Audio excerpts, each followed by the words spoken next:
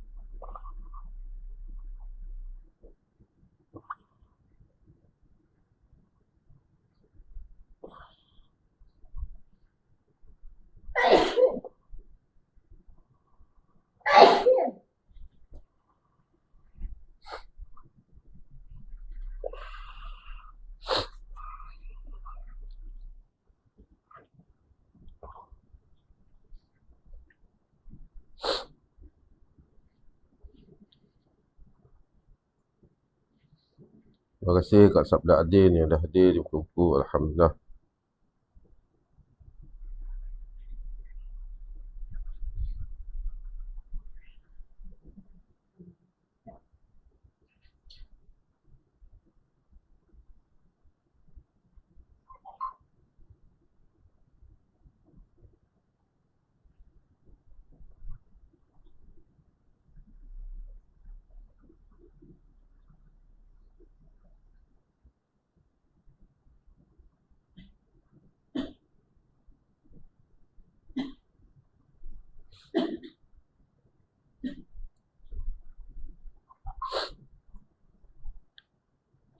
Salam Kak Nurada Anwar yang dah hadir di muka buku. Alhamdulillah. Terima kasih Kak Ahmad Syafilah yang dah hadir di TT.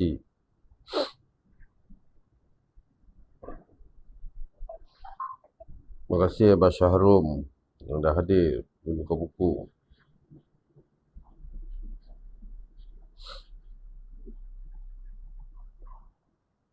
Waalaikumsalam Abah Syahrum.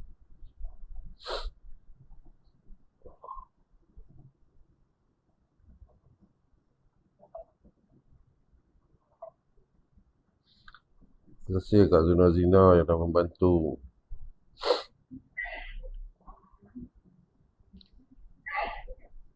Wassalam Kak Sabda Adin. Terima kasih hadir.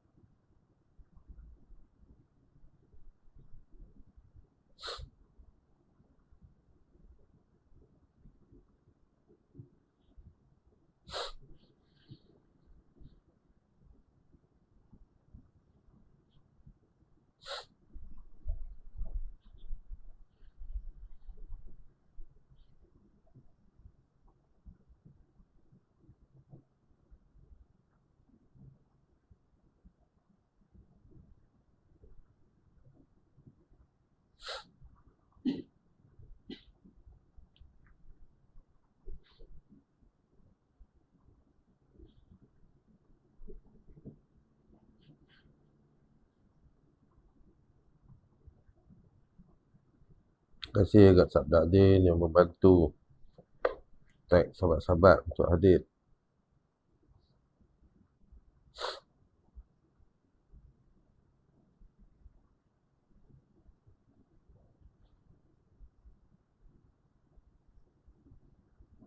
Salam kat Siti Khajar yang dah hadir di muka buku. Alhamdulillah.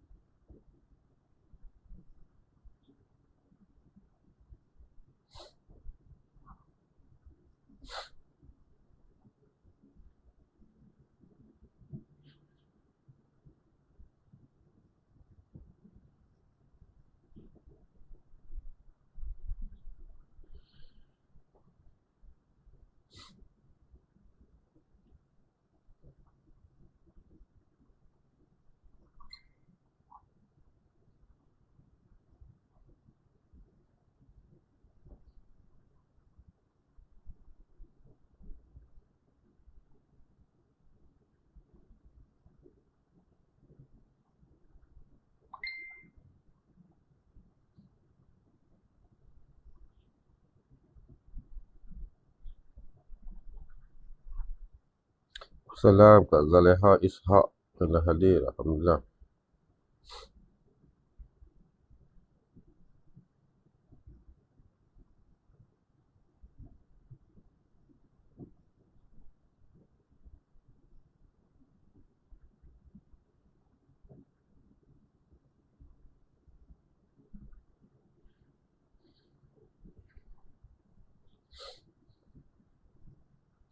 Salam kat Zaid Ahmad yang dah hadir di muka buku. Alhamdulillah.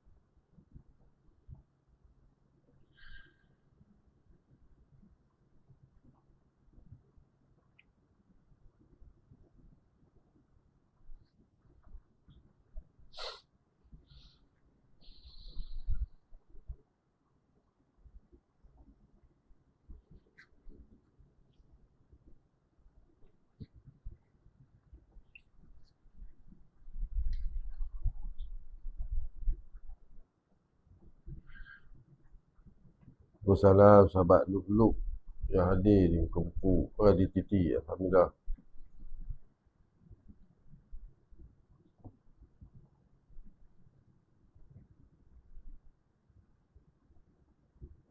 Assalam Jekomio.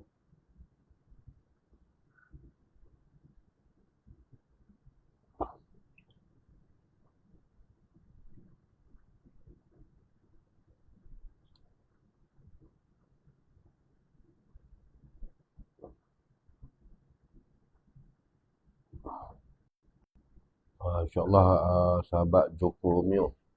Yang kali apa-apa bagi salam insyaAllah. Perempuan 6 tahun balik pun belum lagi nak kahwin macam mana? Allah Allah. Baru 6 tahun belum sampai umur lagi. Macam mana nak kahwin? InsyaAllah mudah-mudahan akan datang tu kita belajar bagi salam dulu. Joko Mio. Terima kasih Kak Ita Azmi. Waalaikumsalam Kak Ita Azmi.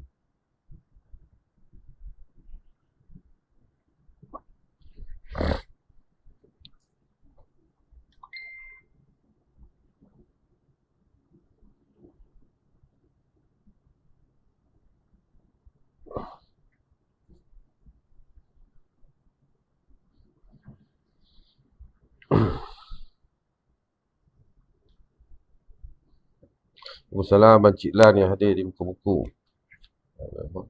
Assalamualaikum warahmatullahi wabarakatuh. Bismillahirrahmanirrahim. Ila haratin Nabi Mustafa Rasulillah sallallahu alaihi wasallam wa ila kafati amya wal muslimin wa jami'il muslimina wal muslimat wal mu'minina wal mu'minat wa biniyati qabuli wa husuli ma'muli wa biniyati shifa min kulli amradi wa biniyati qada'i hawajid dunya wal akhirah wa biniyati fawz bi husnil khatimati indal maut. Al-Fatihah. A'udzu billahi minasyaitonir rajim. Bismillahirrahmanirrahim. Alhamdulillahirabbil alamin arrahmanir rahim maliki yaumiddin. Iyyaka na'budu wa iyyaka nasta'in. Ihdinas siratal mustaqim. Siratal ladzina an'amta 'alaihim ghairil maghdubi 'alaihim waladdallin. Amin. Allahumma salli wa sallim ala sayyidina Muhammad wa ala jami'i ikhwanihi minan nabiyyin wa sallim wa jami'i barakas salihin min ahli samawati wal ardh wa la yam'ahum bi rahmatika ya arhamar rahimin. A'udzu billahi minasyaitonir rajim. Bismillahirrahmanirrahim. Alhamdulillahirabbil alamin wassalatu wassalamu ala asyrofil mursalin wa ala sahbihi ajmain. Allahumma inna nas'aluka Allah subhanaka la ilma lana illa ma 'allamtana innaka antal alimul hakim. Ya mu'allima Ibrahim al-hikmata alimna, ya mu'allima Ibrahim al-hikmata alimna, ya mu'allima Ibrahim al-hikmata alimna. Allahumma salli wa sallim ala sayyidina Muhammadin wa alihi kamalani hayatari kamalika wa adadi kamalihi. Allahumma ja'al nafsi mutmainnah tu'minu bi liqa'ika wa tarda bi qada'ika wa taqna'u bi ata'atik. Rabbi shrah li sadri wa yassir li amri wa ukhdatan min lisani yafqahu qawli. Allahumma iftah alaina abwaaba Allahumma iftah alaina abwaaba fadlik wansur alaina ghazaa'ir rahmatik. Rabbi zidna ilma warzuqna fahman. Wala hawla wala quwwata illa billahil aliyyil azim. Wa sallallahu ala khairi khalqin sayyidina Muhammad wa sahbihi ajma'in. Walhamdulillahi rabbil alamin. Bismillahi masyaallah yasufu khairun ila Allah. Bismillahi masyaallah yasrifu su'a ila Allah. Bismillahi masyaallah ma kana min ni'mati fa min Allah. Bismillahi masyaallah la hawla wala quwwata illa billahil aliyyil azim. Bismillahirrahmanirrahim. Amma ba'd. La ilaha illallah Muhammadur Rasulullah fi kulli lamhatin wa nafasin adada ma wasi'ahu ilmullah. Alhamdulillah, segala puji-puji tertutup bagi Allah. Syukur kita kepada Allah kerana Allah masih mengekalkan kita dan memilih kita di pagi yang begitu susah, iaitu pagi hari Minggu, untuk kita dapat berada di dalam kebun-kebun ataupun taman-taman syurga di atas muka bumi milik Allah SWT, iaitu dalam majlis ilmu Fardhu Ain daripada rumah pengajian kitab Fardhu Ain Gurun. Alhamdulillah, segala puji-puji tertentu bagi Allah. Bersyukur juga kita kepada Allah di atas nikmat yang besar-besar yang Allah kurniakan kepada kita, terutama nikmat nyawa dan nikmat kesihatan tubuh badan. Mudah-mudahan kita guna nikmat tu ke jalan yang beri manfaat kepada kita di hari akhirat pula, insya-Allah taala. Jadi Alhamdulillah terlebih dahulu saya mengucap ribuan terima kasih kepada sahabat yang dipilih oleh Allah SWT untuk hadir secara alam maya maupun taraki, masih belum sampai lagi. Mudah-mudahan kalian semua sentiasa di dalam rahmat Allah SWT dan di sepanjang berada di dalam majlis ilmu digugurkan oleh Allah SWT segala dosa-dosa kecil kita, insya-Allah taala. Terima kasih Kak Khadijah Samsudin yang hadir di buku-buku. Alhamdulillah.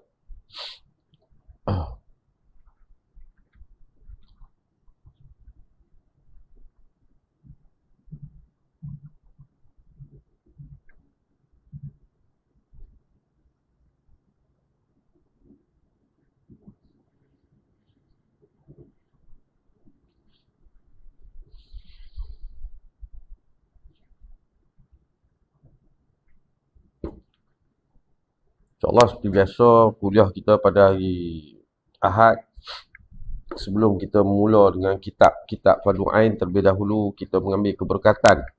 Kita membaca kitab Syama'il Muhammad SAW karangan Mufti Ahmad Ibrahim bin Mat. Kita sambung yang lepas. Salam Kak Syakila yang hadir di TT.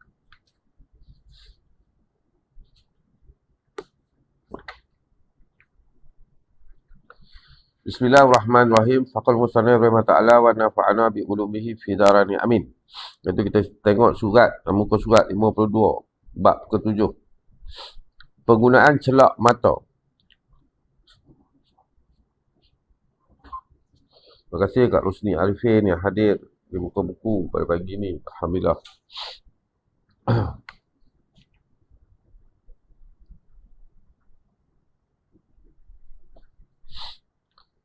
Penggunaan celak mata.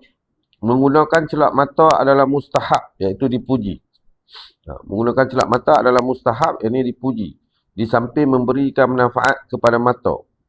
Seorang itu juga memperolehi pahala kerana menuruti sunnah Rasulullah SAW. Kelebihan dan cara penggunaan celak mata. Ibnu Abbas radhiyallahu anhu meriwayatkan bahawa Rasulullah SAW telah bersabda, Bismillahirrahmanirrahim. Ikhtahilu bil ismidi fa innahu yajlu basara wa yunbitu syaghra. Wa za'ama an nabiyya sallallahu alaihi wasallam lahu mukhalatun yaqtahilu minha kulla lailatin salasatin fi hadhihi wa salasatan fi hadhihi.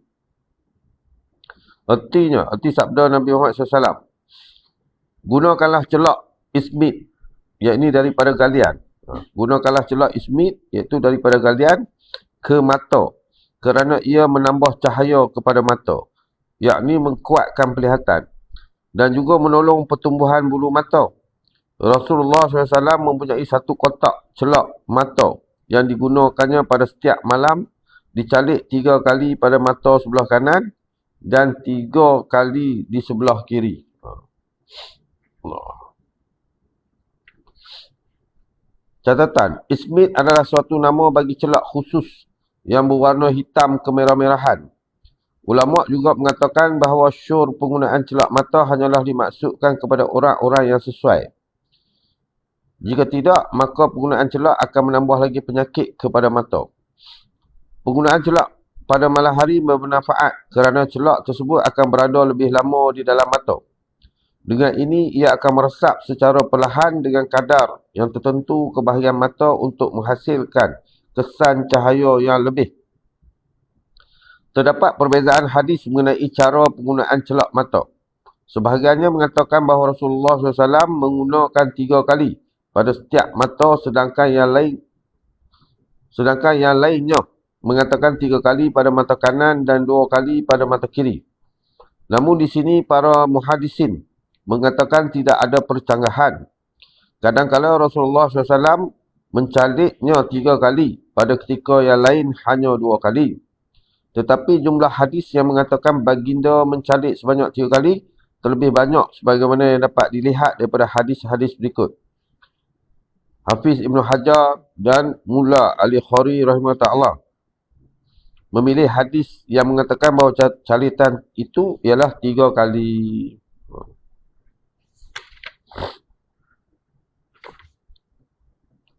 Penggunaan celak mata sebelum tidur, jenis ismit, iaitu jenis galian. Ibnu Abbas radhiyallahu anhu meriwayatkan bahawa kana Rasulullah sallallahu alaihi wasallam yaqtahilu qabla an yanama bil ismidi salasan fi kulli ainin wa qala Yazid ibn Harun fi hadisihi inna an-nabiy sallallahu alaihi wasallam kanat lahu mukhalatun yaqtahilu minha indan naumi salasan fi kulli ainin. Artinya, Waalaikumsalam Muhammad Zulkifli yang hadir di muka buku. Waalaikumsalam Kak Nurul Haq Osman yang hadir. Waalaikumsalam Kak Rusni Arifin. Artinya, arti hadis Rasulullah SAW mencalikkan ismit, iaitu daripada galian, ke setiap belah mata sebanyak 3 kali setiap malam sebelum tidur. Yazid bin Harun telah menambahkan bahawa Rasulullah SAW mempunyai bekas celak mata yang digunakannya untuk mencalikkan celak sebanyak 3 kali pada setiap mata sebelum tidur. Waalaikumsalam Kak Husni. Terima kasih hadir. Sumaqala penggunaan isbit, iaitu penggunaan celak daripada galian. InsyaAllah. Nanti kita sambung. Ini kita kongsi baca ya.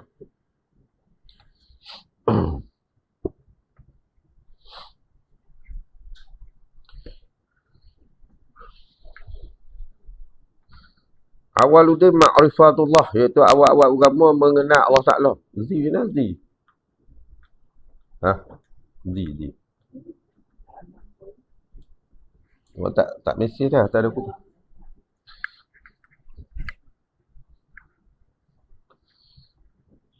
Jadi sebagai permulaan untuk meraihkan perkataan ulama awal-awal agama mengenal Allah Ta'ala, kita dahulukan majlis ilmu Fardhu Ain kita dengan kitab Tauhid. Iaitu kita sambung lagi kitab Khulasah Durat Al-Aqaid. Iaitu muka surat 12.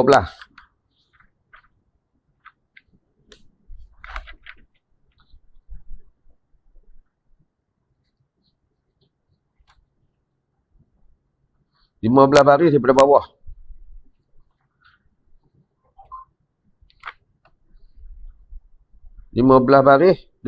bawah. Waalaikumsalam Kak Oti Aris yang baru hadir. Alhamdulillah. Bismillahirrahmanirrahim. Faqal musannif rahimahullah wa nafa'ana bi ulumihi fi darani amin. Mudah-mudahan kita juga dirahmati dan dimuliakan oleh Allah SWT, seperti mana Allah merahmati dan memuliakan tuan pengarang kitab, tuan-tuan guru beliau, para alim ulama.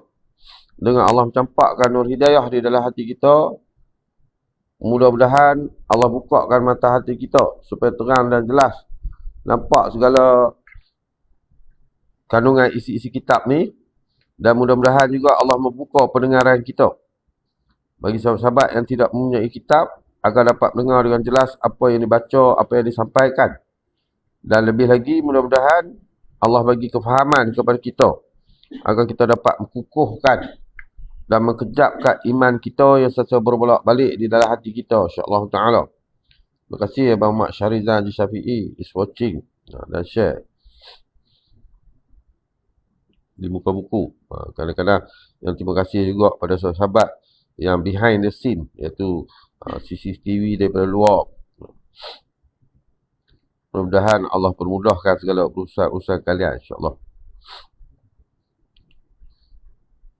Dan bermula yang beriman, yang kelepasan yang mengikuti bagi ahli sunnah wal jamaah ialah yang beriktikad ia akan bahawa segala sebab yang berada itu tiada memberi bekas ia dengan tabiatnya.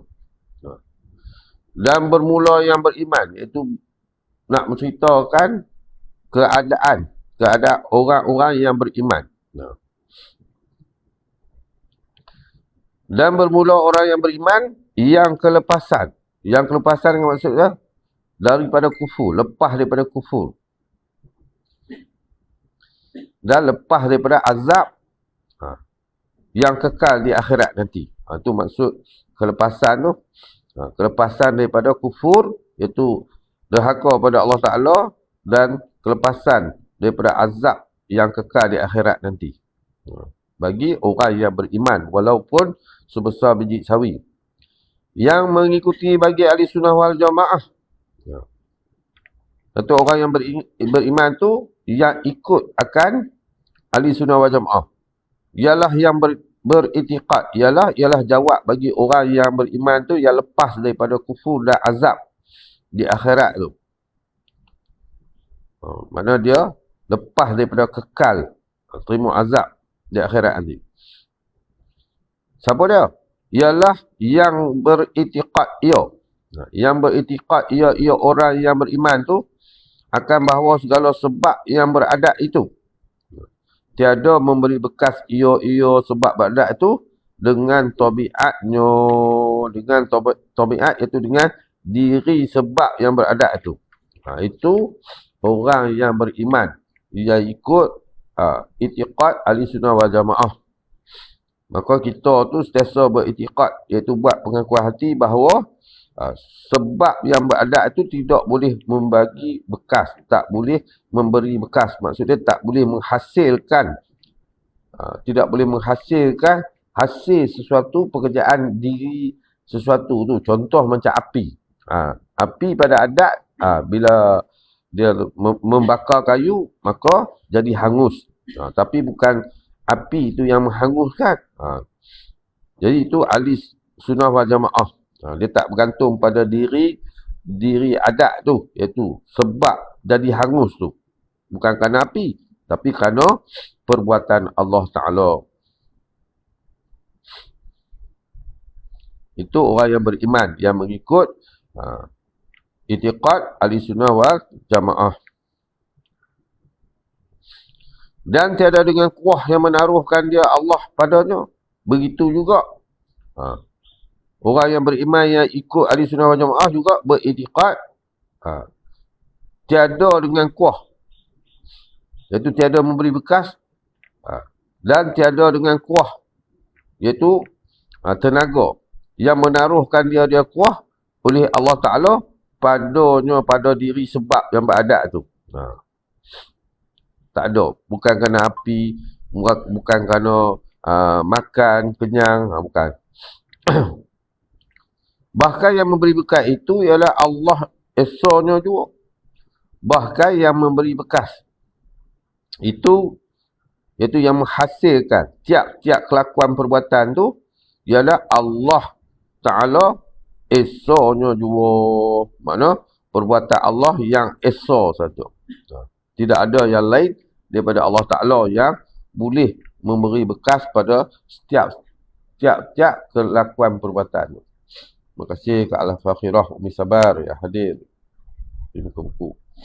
Itu kita punya itiqad sebagai ahli sunnah wal jamaah.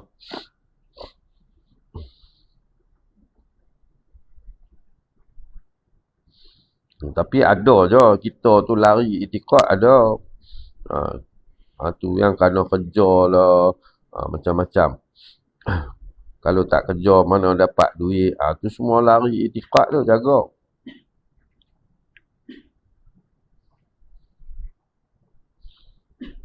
Waalaikumsalam Kak Izan, terima kasih. Kerja tu sebab je. Tapi yang boleh bagi dapat duit tu bukan kerana kerja tu, bukan. Allah yang bagi. Cuma dari segi majas kita cakap melalui kerja lah. Tu kata melalui majas, cakap pinjaman saja. Terima kasih Abang Zulkifli Mahdi yang hadir di muka buku dengan share.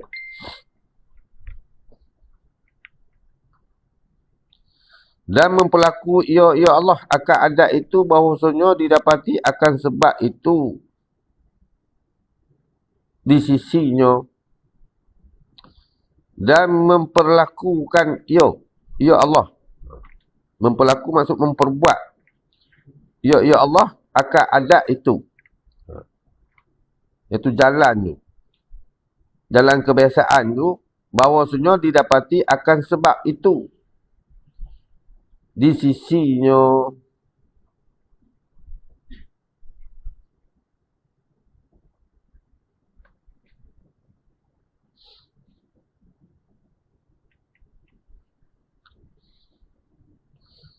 Itu di sisinya, di sisi musabab pun.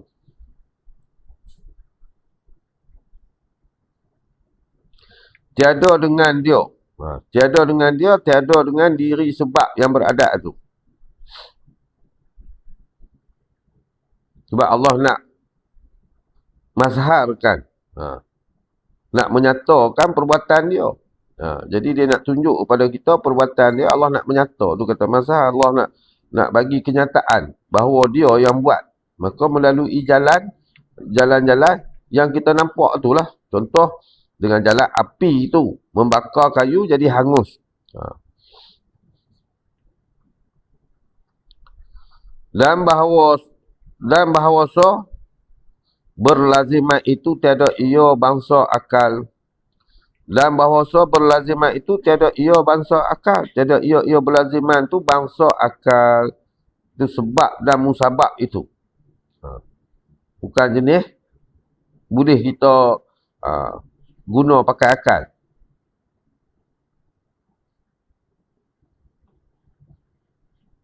Bahkan bangsa adat yang haruslah menyalahinya. Bahkan bangsa adat. Bahkan bangsa adat, iaitu kelakuan sebab dan musabab tu, jenis bangsa adat yang haruslah menyalahinya, menyalahi adat. Maksudnya boleh je bakar tak hangus. Terima kasih Kak Fauzia Ahmad. Waalaikumsalam. Terima kasih hadir. Terima kasih sahabat Chia bin Chuan. Waalaikumsalam Kak Nur Maidah Kasmuin. Jadi boleh saja menyalahi adat. Tak semestinya makan tu kenyang. Ada orang yang tak makan pun kenyang. Dia kata bangsa harus saja.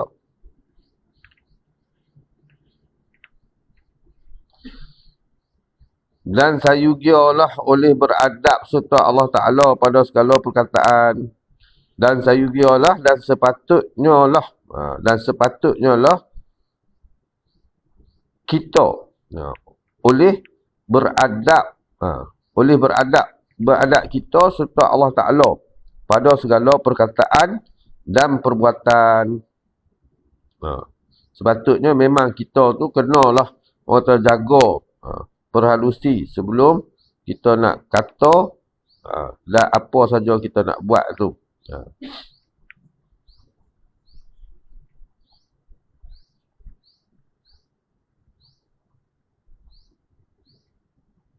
Maka tiada menyebutlah oleh manusia. Maka tiada menyebutlah oleh manusia akan bahasanya Allah yang menjadikan bagi kejahatan dan segala maksiat. Melainkan pada maqam taklim. Maka tiada menyebutlah oleh manusia. Tu yang kita nak jaga adab dengan Allah Ta'ala tu. Pada segala perkataan dan perbuatan tu. Maka tiada menyebutlah oleh manusia akan bahawasanya Allah yang menjadi kejahatan dan segala maksiat. Melainkan pada maqam taklim. Iaitu tempat belajar dan mengajar. Kat luar, kita jangan cakap macam tu. Sebab hakikat dia, memang Allah yang buat segala kejahatan tu. Yang menghasilkan segala kejahatan tu Allah. Tapi, Allah dah bagi peringatan, dah bagi amaran, dah pesan, larang, tegah kita. Apa yang Nabi Muhammad SAW sampaikan kepada kita. Cuma, pilihan kita tu. Kita yang pilih buat jahat dan maksiat tu. Tu yang kata usaha dan ikhtiar atas kita. Kerana kita tu dah terlalu nak, Allah bagi. Tu yang kata sebagai beradab, tak boleh kita nak kata perbuatan jahat, perkara jahat dan maksiat tu, kehendak Allah Ta'ala. Pasal tu aku buat, tak boleh macam tu. Macam mana? Ada satu puak daripada Mu'tazilah, dia cakap macam tu. Assalamualaikum Kak Allah AFS yang hadir. Terima kasih. Assalamualaikum bunga-bunga milikmu yang hadir di titi.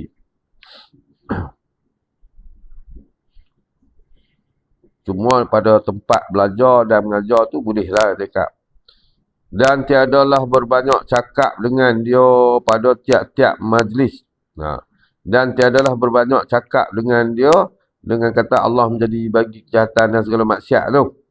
Pada tiap-tiap majlis. Tak kira lah di mana tempat. Jangan kita selalu cakap benda tu. Pasal apa? Kerana beradab serta Allah Ta'ala. Kerana beradab serta Allah Ta'ala. Maknanya kita nak jaga hubungan kita dengan Allah Ta'ala. Jadi kita tak perlulah cakap benda-benda tu ulang-ulang kali. Seperti mana tidak dikatakan bahawasanya yang menjadikan beruk dan babi. Seperti mana tidak dikatakan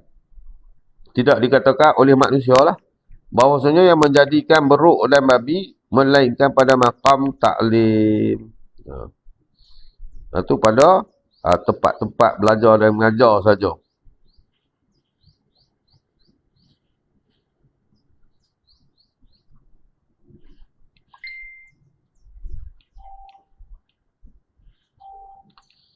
Cuma kita boleh kata umum lah.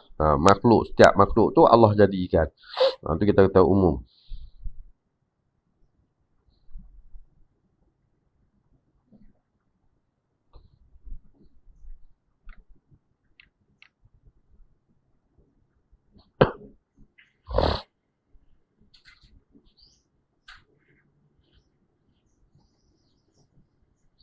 Habis. Jadi tu yang kita nak kena jaga itikad kita tu. Yang memberi bekas. Iaitu pada menghasilkan sesuatu pekerjaan tu.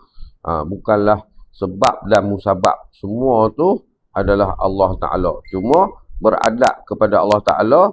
Yang bangsa jahat, yang bangsa maksiat. Tak boleh kita nak letak kepada Allah Ta'ala. Walaupun hakikatnya Allah yang menjadikan. Tapi sebagai ahli sunnah wal jamaah, dia kena kata benda tu adalah ikhtiar dan usaha kita. Sebab benda tu adalah Allah nyata, Allah larang, Allah tegah kita buat benda-benda jahat dan maksiat.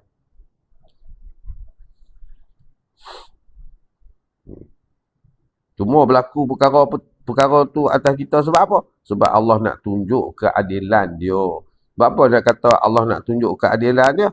Sebab kan Allah dah sediakan neraka di akhirat esok. Jadi Allah nak tunjukkan keadilan dia, yang mana salah akan diazab di dalam neraka. Itu.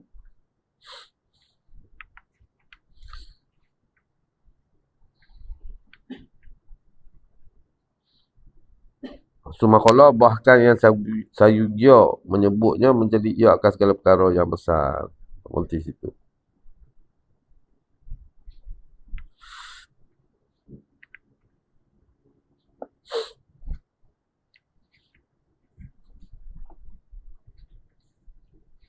Terima kasih. Like, fake, repost.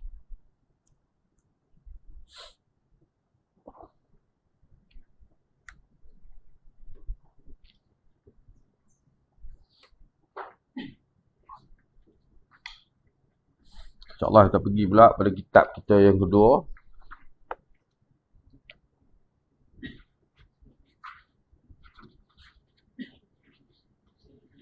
Itu muka surat 181.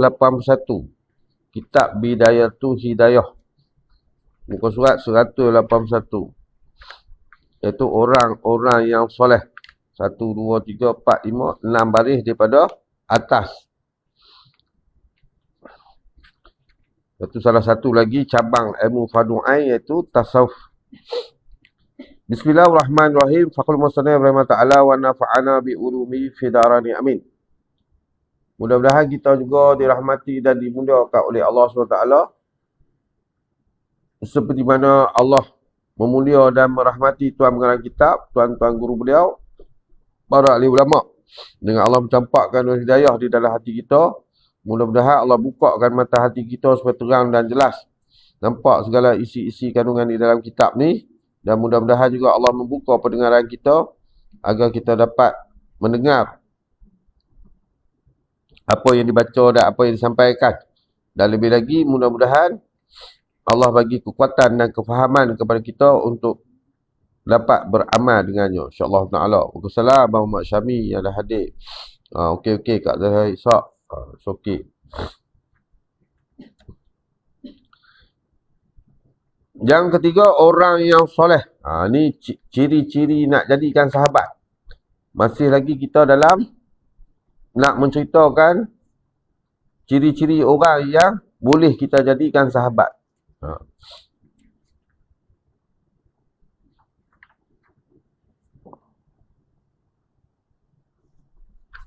Selain daripada berakhlak mulia dan berakal.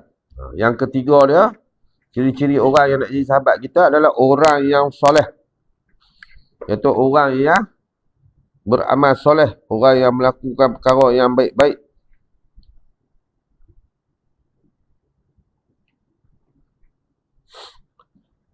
Maka jangan engkau bersahabat dengan orang yang fasik, yang selalu mengerjakan dosa yang besar. Ni kalau kita nak jadi hamba yang sebenarnya hamba, kita kena jaga semua benda ni. Nak jadikan sahabat, jadikan kawan tu tak ada masalah. Nak jadikan kawan, nak jadi teman tu tak ada masalah. Tapi nak jadikan sahabat, tak boleh. Dia kata, maka jangan engkau bersahabat dengan orang yang fasik, yang selalu mengerjakan dosa besar. Tu kata orang fasik, yang selalu, iaitu yang mengekalkan melakukan dosa besar. Tak tutup aurat, tu mengekalkan melakukan dosa besar lah. Jadi dia duduk di kalangan orang fasik. Bukan dosa besar ni bukan bergantung pada minum arak, berjudi saja. Tidak menutup aurat pun dia termasuk dalam orang yang fasik, iaitu dia selalu mengerjakan dosa yang besar, iaitu mengekalkan dosa besar. Sebab tak menutup aurat merupakan satu dosa besar. Kerana orang yang takut akan Allah Ta'ala itu tidak mengekali dalam berbuat dosa besar. Kerana orang yang takut akan Allah Ta'ala itu tidak mengekali dalam berbuat dosa besar. Bila kata tidak mengekali ni maksud bukan dia tak buat dosa besar. Tapi bila dia buat, dia sedar. Maka dia menutupi, dia tak ulang. Lepas tu berlaku pula, dia bertaubat. Itu orang yang tidak mengekali dalam membuat dosa besar. Dan orang yang tidak takut kepada Allah Ta'ala tidak dapat dipercayai sepenuhnya. Dan alasan kenapa tak boleh berkawan, bersahabat dengan orang fasik ni, salah satu dia, orang yang tidak takut kepada Allah Ta'ala tidak dapat dipercayai sepenuhnya. Pasal itulah tak boleh bersahabat dengan orang fasik. Sebab dengan Allah pun dia tak takut. Tambahlah dengan makhluk, dengan manusia. Waalaikumsalam, sahabat mereka, Raja Zahari, Raja Arifin. Jadi orang macam tu tak boleh kita nak bersahabat, orang yang fasik ni. Sebab dia sentiasa mengekalkan dosa besar. Bahkan pendiriannya tidak tetap. Bahkan pendirian orang yang fasik, iaitu orang yang tak boleh dipercayai ni. Orang-orang yang tak boleh dipercayai ni, pendirian dia tidak tetap. Dia sentiasa berubah-ubah. Selalu berubah-ubah mengikut keadaan dan tekanan. Selalu berubah-ubah mengikut keadaan dan tekanan. Dia macam lalang. Orang macam ni dia macam lalang. Tu yang kata dia berubah-ubah. Dia boleh pergi kiri, dia boleh pergi kanan, dia boleh pergi depan, boleh belakang, atas, bawah. Ikut teragak dia lah. Tu yang kata tak boleh dipercayai. Sebab apa? Sebab pendirian dia tak tetap. Allah Ta'ala berfirman kepada Rasulullah SAW. Allah Ta'ala berfirman kepada Rasulullah SAW. A'udzubillahi minasyaitonirrajim wa la tutik man aghfalna qalbahu an zikrina wattaba'a hawa. Ini dalam surah Al-Kahfi ayat 28. Maksudnya, seperti firman Allah Ta'ala, dan jangan engkau patuh akan orang yang telah kami lupakan akan hatinya dari mengingati kami, dan terus sahaja mengikut hawa nafsunya. Ini Allah sendiri pesan kepada Rasulullah.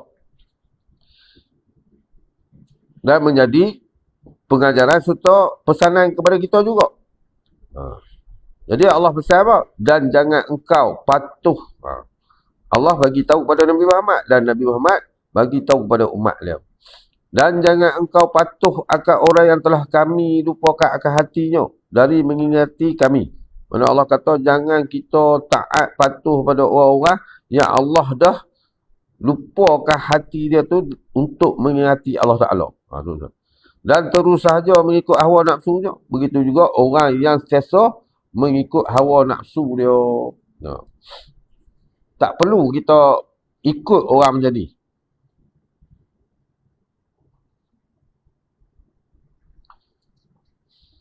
Tu Allah sendiri bagi peringatan kepada kita.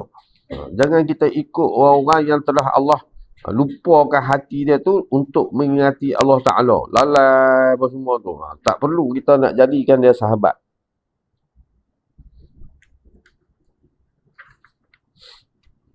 Maka jauhi dari bersahabat dengan orang yang fasik.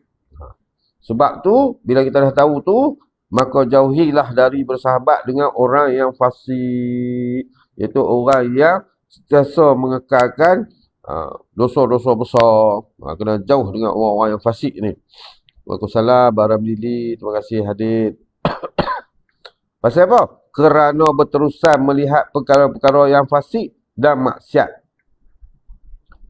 Kerana kalau kita bersahabat dengan orang-orang yang fasik ni, membawa kita jadi apa? Kerana berterusan melihat perkara-perkara yang fasik, iaitu perkara-perkara yang menyebabkan kita ingkar kepada Allah Ta'ala. Mengundang kemurkaan Allah Ta'ala dan maksiat. Begitu juga kita akan selalu nampak benda-benda maksiat. Akan menghilangkan kebencianmu terhadap maksiat tersebut. Akan menghilangkan kebencianmu terhadap maksiat tersebut. Jadi kita jadi sukalah. Kalau kita bersahabat dengan orang macam tu, esok kita jadi suka. Kita tak benci pun maksiat yang berlaku pada diri kita apa semua. Akhirnya engkau merasa ringan memandang maksiat.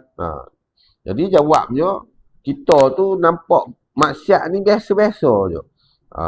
Jadi kita tak heran, kita nak tegur pun, kita takut. Jadi kita buat alasan nak jaga hati dia apa semua. Itu yang dia tak boleh. Waalaikumsalam. Zakaria Zamri, terima kasih.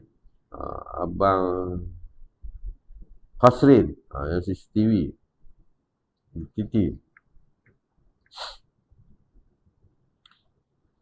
Jadi bila kita selalu bersahabat dengan orang fasik, jadi benda-benda maksiat tu kita pandang ringan saja.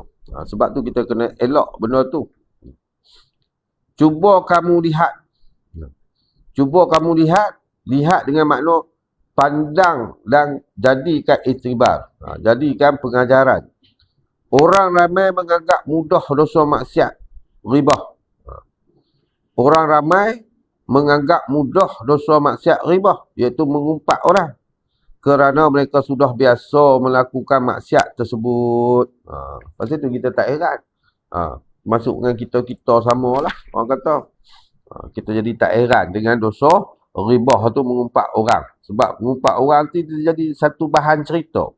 Kita jadikan satu bahan cerita bila kita duduk di antara seorang dengan seorang. Dah tak ada cerita lain, kita duduk mengumpat orang. Jadi benda tu dah jadi biasa. Padahal benda tu maksiat. Tetapi jikalau mereka melihat seorang alim memakai cincin emas. Tetapi jikalau mereka melihat seorang alim memakai cincin emas atau memakai kain sutra, nescaya mereka sangat mengingkarinya. Tetapi jikalau mereka melihat seorang alim memakai cincin emas atau memakai kain sutra, nescaya mereka sangat mengingkarinya. Marah. Marah. Tu maksud dia. Maksud dia kalau tengok orang alim ni buat salah sikit ya, ibarat macam pakai cincin emas, pakai kain sutra, mula dia kata ni salah lah apa semua. Padahal dosa ribah itu jauh lebih besar dari dosa memakai cincin emas atau pakaian sutra. Padahal iaitu dalam kelakuan dosa ribah iaitu mengumpat itu jauh lebih besar daripada dosa memakai cincin emas atau pakaian sutra. Itu maksud dia. Yang dia buat sendiri tu dia tak nampak mengumpat orang tu dosa lebih besar lagi. Tapi dia nak pertikaikan yang orang alim yang pakai cincin emas tadi tu dengan pakaian sutra. Yang dosa mengumpat tu lebih besar. Benda-benda tu dah berlaku pada diri kita. Kadang-kadang kita ni suka suka komen. Suka kita komen lah. Komen tu lah, komen ni. Padahal kita tu yang dosa mengumpat yang ada pada kita tu kita tak nampak. Iaitu dosa cukup besar. Itulah maksiat. Jadi kita tu duduk dalam fasik ya. Allahu Akbar. Itu di antara dia. Pasal itulah salah satu ciri untuk kita dapatkan sahabat. Nak jadikan sahabat, mestilah orang yang soleh. Tak boleh cari orang yang fasik. Waalaikumsalam Syafi'i Jamaluddin. Terima kasih. Kita tak boleh cari orang fasik jadi sahabat.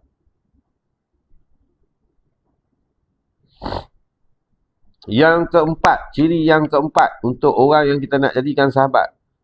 Orang yang tidak tamak akan dunia. Orang yang tidak tamak akan dunia. Allah. Tu kalau kita ikut apa yang ada dalam kitab ni, insya-Allah kita akan jumpalah sahabat. Yang keempat, orang yang tidak tamak akan dunia. Maka jangan engkau bersahabat dengan orang yang tamak akan dunia. Mana nafsu dia tu lebih kepada dunia. Tu kata tamak dengan dunia tu. Dia lebih berhajat. Keinginan dia tu berlebih-lebihan kepada dunia. Maka jangan engkau bersahabat dengan orang yang tamak akan dunia ni. Bersahabat dengannya dengan orang yang tamak akan dunia adalah racun yang dapat membunuh.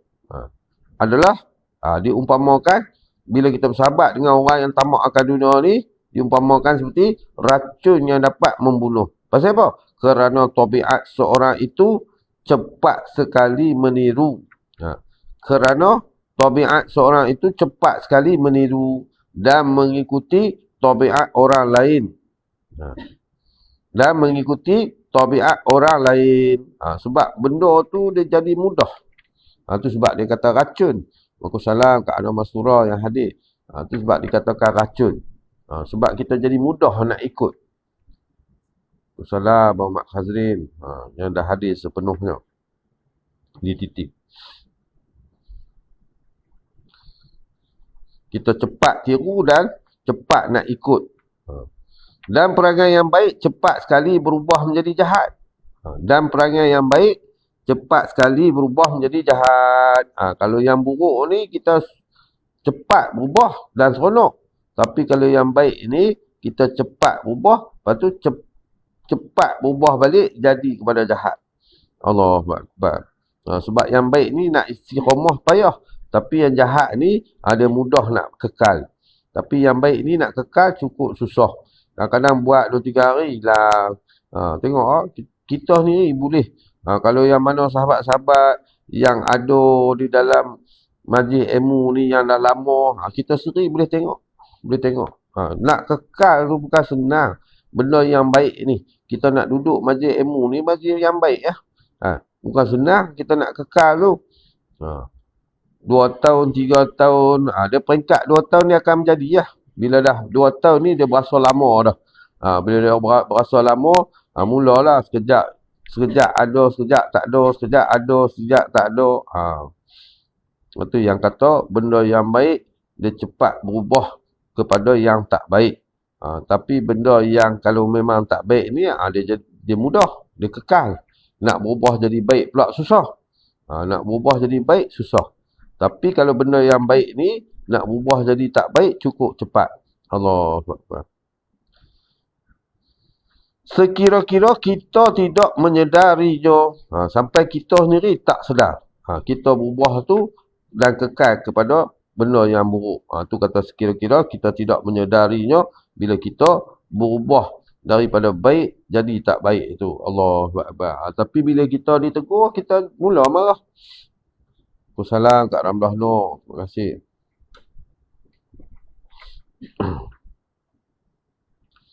Padahal contohlah kan, kitab pun tak sempat habis lagi. Contohlah macam orang yang mula ikut kitab ni, bila itu hidayah. Kitab pun tak ada habis lah. Orang pun hilang lah. Allah Akbar. Tu macam mana kita nak faham ilmu melalui jalan lah. Melalui jalan dengan kita belajar. Macam mana kita nak faham ilmu. Belajar pun tak habis. Kita belajar sekat-sekat. Kita belajar sekat-sekat. Allah Akbar. Itu jenis kalau hilang terus. Kalau yang tak hilang terus itu, sekejap ada, sekejap tak ada pun, macam mana dia nak membantu dia dapat faham. Allah Akbar. Tu yang kata Allah nak bagi faham pun sesuai dengan kelakuan seseorang tu. Sesuai dengan kelakuan seseorang tu. Usaha dia apa semua. Dia usaha lebih, dapat lebih. Usaha sikit, dapat sikit lah. Lepas tu kita janganlah buat perbandingan. Tapi masalah dia, kita usaha sikit, lepas tu kita buat perbandingan lebih. Perbandingan tu banyak kita buat. Allah Akbar. Itu yang kata benda yang baik ni, nak kekal memang cukup susah. Allah.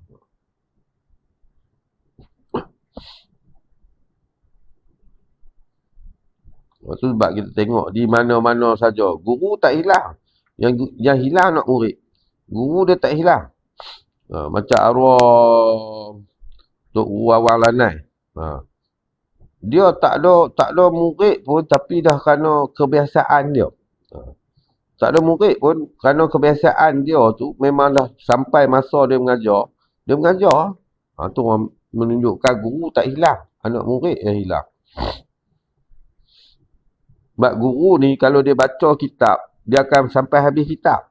Tapi anak murid ni, dia mula dengan kitab, lepas tu banyak yang tak habis.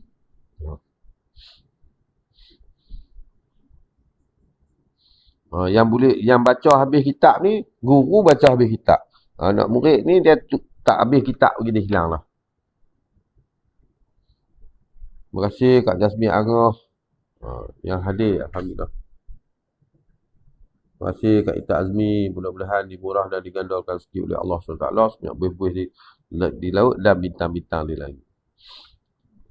Lepas itu salah satu syarat menuntut ilmu kena lama masa, kata Imam Syafi'i. Lama masa kena masa yang panjang. Contoh macam sekarang, kita belajar 3 kitab. Fardu Ain 3 kitab.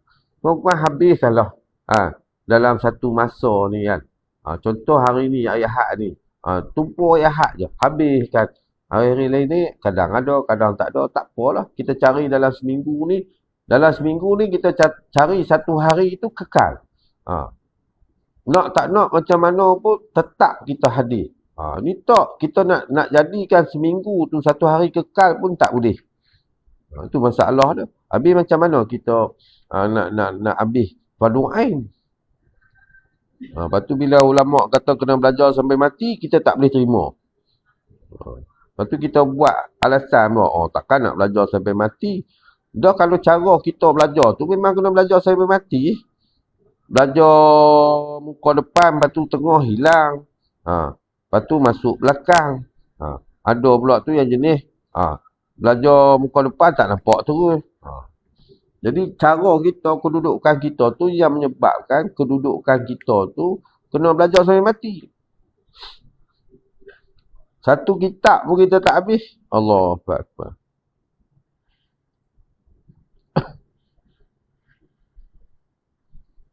Dia kena kurang-kurang dalam seminggu. Seminggu ada 7 hari. Sesibuk mana kita pun kena khususkan satu hari ni. Kita pilih satu hari tu tetap. Jangan tinggal-tinggal. Apa nak jadi pun hari tu. Melainkan benda-benda yang darurat saja. Darurat yang tak dapat dielok. Yang tu kata uzur syar'i. Yang diuzurkan oleh syarak saja. Itu tak ada masalah lah.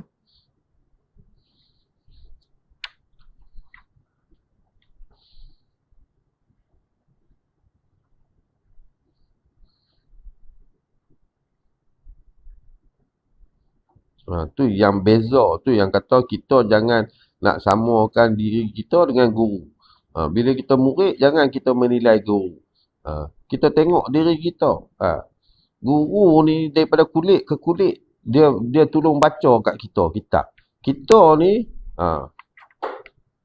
Nak kata kulit depan sampai kulit akhir ni, susah lah. Tu yang kata, guru dia akan baca sampai habis, murid pertengahan jalan hilang. Tu kata nak kekal dalam kebaikan ni bukan satu perkara yang mudah. Allah Akbar. Dia ambil masa. Macam saya sendiri dulu pun, ya Allah.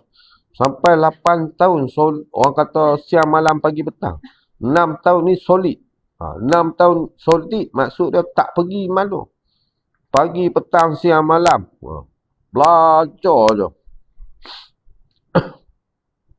Ni kita nak bagi 6 tahun pun tak boleh. Tu yang saya kata kita sendiri boleh tengok. Tu yang kata kita jangan ambil contoh orang lain. Kita tengok jemaah kita saja je. Jemaah kita sekarang.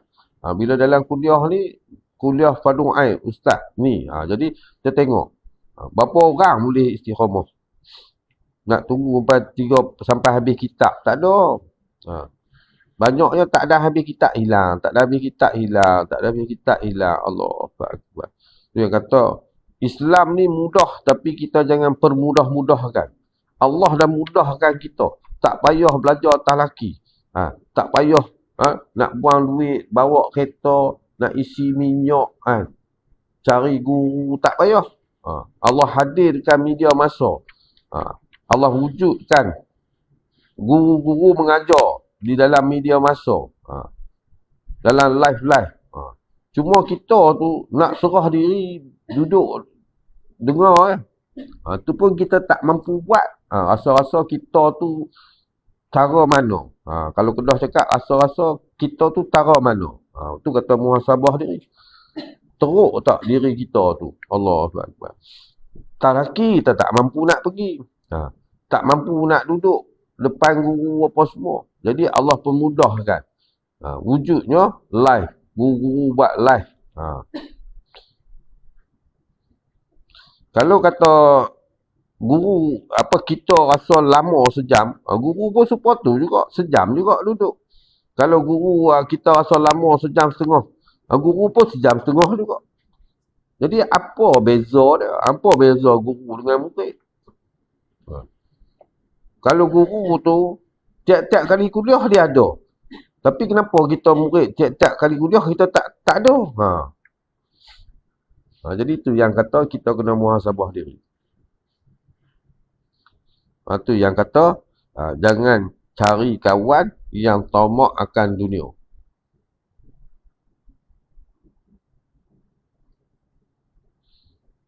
Sebab bila ada jiwa kita tu berkehendak kepada dunia, itu yang jadinya. Sampai kita tak ada masa langsung. Tak ada masa dengan Allah Ta'ala. Allah Akbar. Maka suka kedudukan dengan orang yang tamak pada dunia akan menambah tamakmu terhadap dunia. Maka suka kedudukan. Mana bercampur gaul lah dengan orang yang tamak pada dunia akan menambah tamakmu terhadap dunia. Jadi kita pun akan terikut. Dan sebaliknya suka kedudukan dengan orang yang zuhud akan menambah zuhudmu pada dunia. Itu yang kata. Bila kita duduk dengan orang alim, kita ni bodoh, kita tak cerdik. Membantu kita dapat jadi alim. Kita ikut dia, tengok gaya dia apa semua. Tapi bila kita kawan dengan orang yang lara, kita pun jadi lara.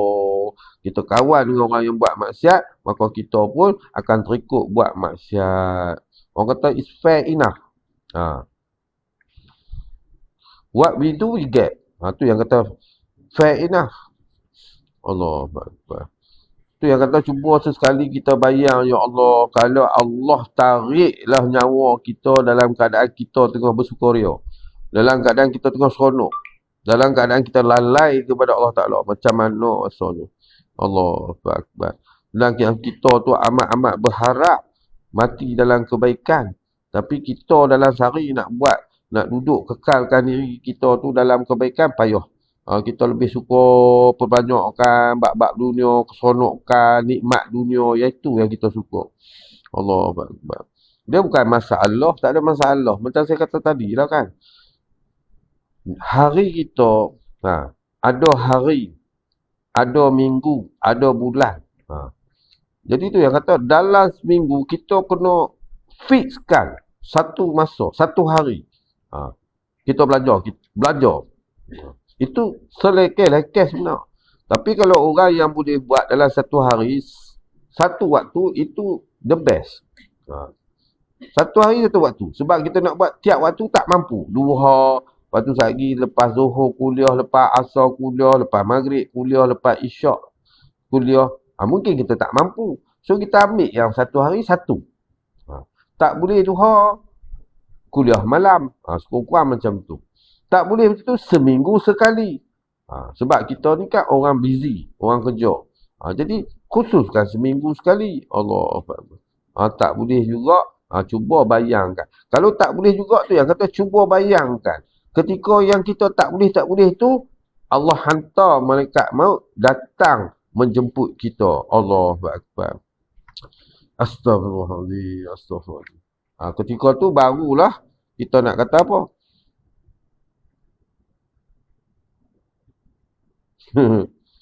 Allah. Tu yang kata kita fikir-fikir kan. Waalaikumsalam. Abang No Name. Terima kasih hadir. Tu yang kata jangan tomak akan dunia. Maksud dia tu bukan saja kita nak cari sahabat. Dengan diri kita tu. Diri kita tu tak mampu. Diri kita ni jenis tu. Pasal tu kita kena cari sahabat yang tak tamak dunia. Tapi kita tak boleh kawan lah. Zaman sekarang ni kita tak boleh kawan. Kita seronok nak cari sahabat yang happy go lucky, enjoy. Yang tu kita seronok lah. Have a fun every day. Boleh buat kita tu feel cool. Kita rasa tenang. Allah. Tenang di dunia belum tentu kita tenang di akhirat.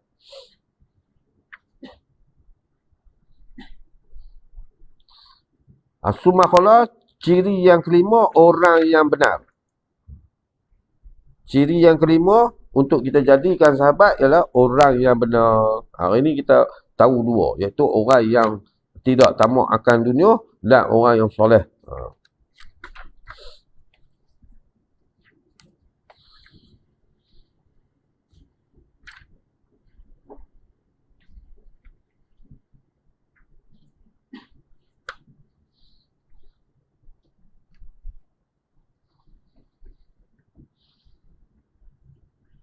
Tu lah sometimes kena juga. Sometimes must be. Must be.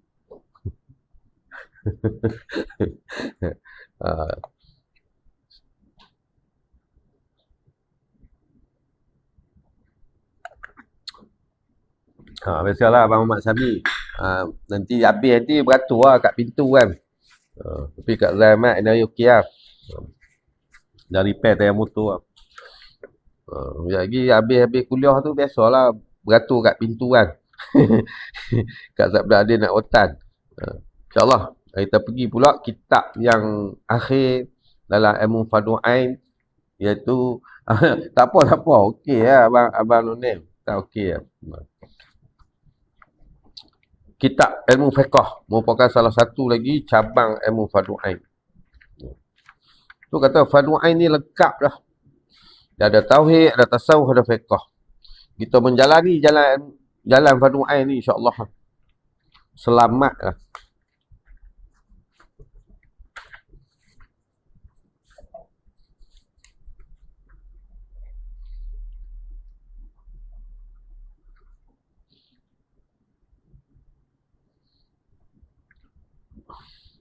Muka surat 20 lah.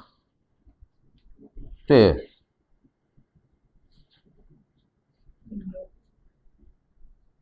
16 baris daripada bawah.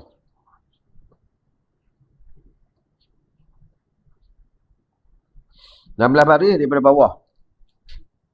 Tak, macam mana kita nak istiqamah jadi baik bila kerja dalam ofis yang ramai kawan-kawan yang laga. Jangan campur. Dan kita kalau tahu macam tu, kan tadi tu yang kata ciri-ciri sahabat tu. Sahabat, kawan kita nak pilih. Kalau kita dah macam tu, kita jauhkan diri.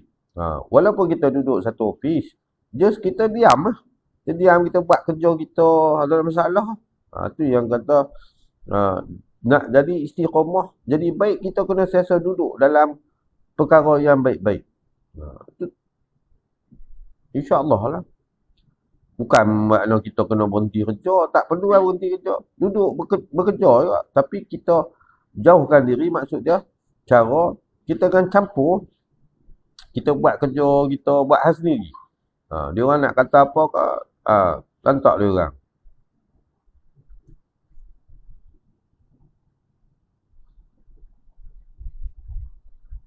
Kalau kita tak join dia pun, dia kata kita tak apa, tak ada masalah. Dia orang nak kata apa, it's okay cakap dia orang. For me, it's not a problem cakap.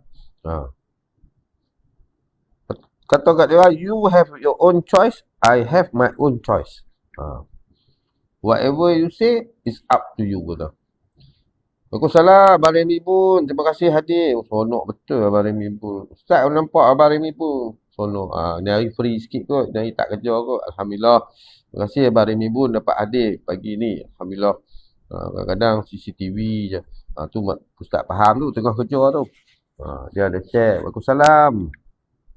Sahabat mereka Abang Mak Barishah. Ataupun MB3677 hadir. Moderator dua-dua ni tak nampak. Di muka-muka. Aktif. Moderator dua-dua tak nampak. Ada moderator seorang. Tapi nampak dia aktif tadi. Lepas tu tak share. Sebab tak nampak moderator ni. Nampak tu aktif. Moderator sibuk lah.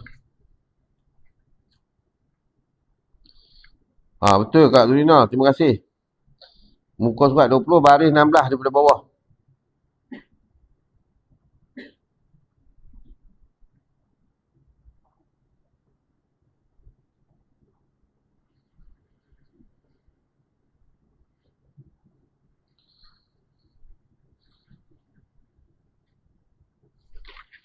Mana tu?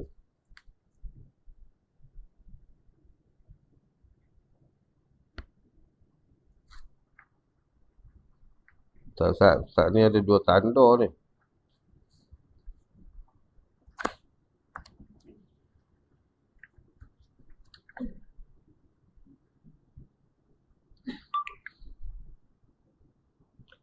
Dah, saya tengok kitab syarah dia. Siapa tanda ni suka berlari?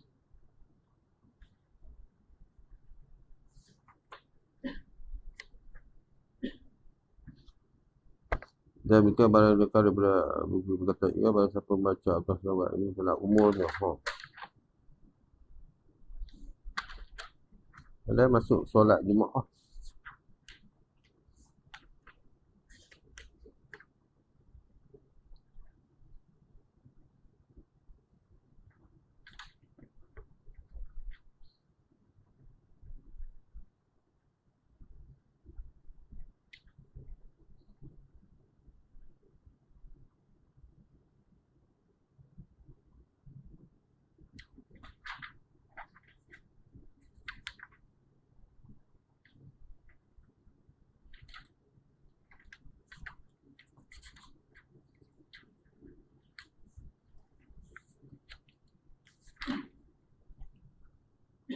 Ada, tak ada.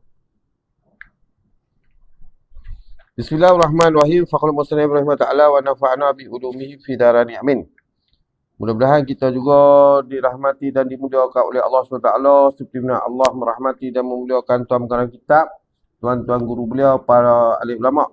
Dengan Allah mencampakkan hidayah di dalam hati kita, mudah-mudahan Allah bukakan mata hati kita supaya terang dan jelas nampak segala isi-isi kandungan di dalam kitab ni. Dan mudah-mudahan Allah juga membuka pendengaran kita agar kita dapat mendengar apa yang dibaca, apa yang disampaikan. Dan lebih lagi mudah-mudahan Allah bagi kekuatan dan kefahaman kepada kita agar kita dapat beramal dengannya, insya-Allah taala. Dia kapten, kalau kapten datang dia kena dengan chip besar lah. Dan lagi kerana kata setengah ulama. Ia solat berjemaah tu. Dan lagi kerana kata setengah ulama, ia solat berjemaah tu fardu kifayah.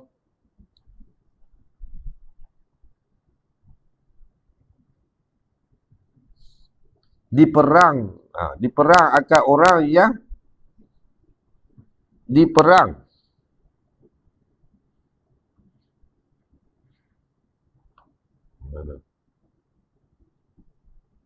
Diperang akan orang yang meninggalkan dia. Diperang akan orang yang meninggalkan dia, meninggalkan sembahyang jemaah.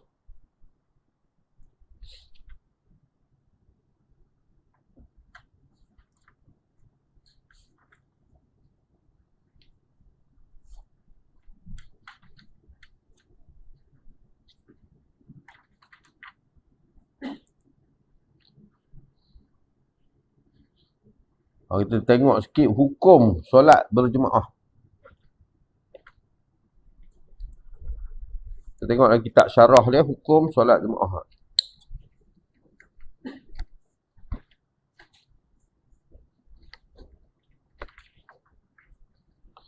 Hukum solat berjemaah mengikut pandangan ulama'. Perbincangan yang akan disebut adalah mengenai perselisihan pendapat di antara mazhab-mazhab tentang hukum solat berjemaah.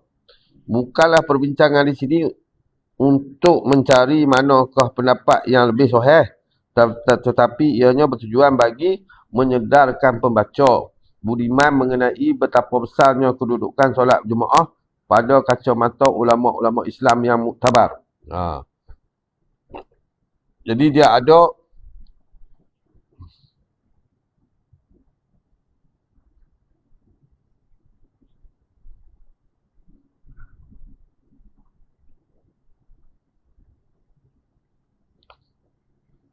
jadi kita ambil tumpuan ni.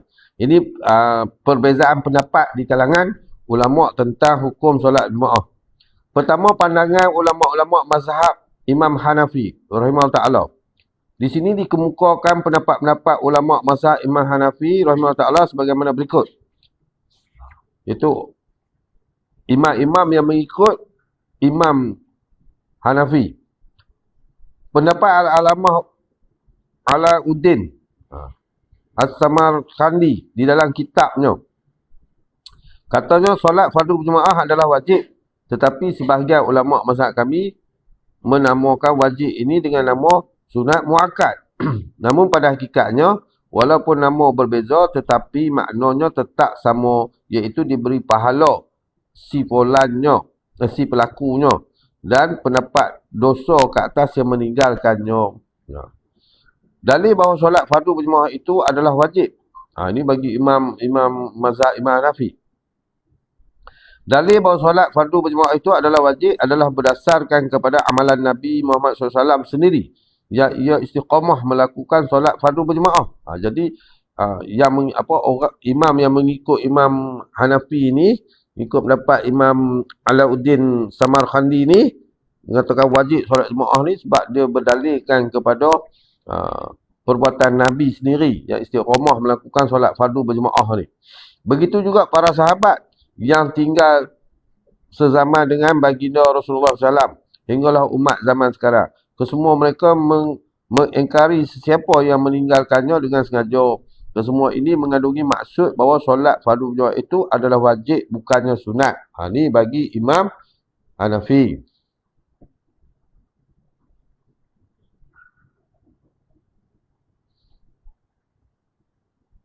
Okey Abang Ramli. Tak ada masalah. Ada uzur syarak, tak ada masalah.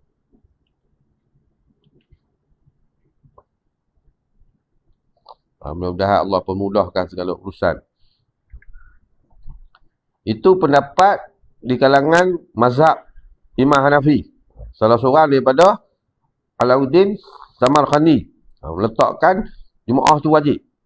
Pendapat Abu Bakar Al-Kasani dalam kitabnya, keseluruhan ulama' kami berpendapat bahawa solat fardu berjemaah itu adalah wajib. Al-Alamah Al-Qarhi pula berpendapat bahawa hukumnya sunat. Ada. Hujah mereka ialah hadis Bismillahirrahmanirrahim, salatul jama'ati tafdulu salatal fardhi bisab'i wa ishrina darajat.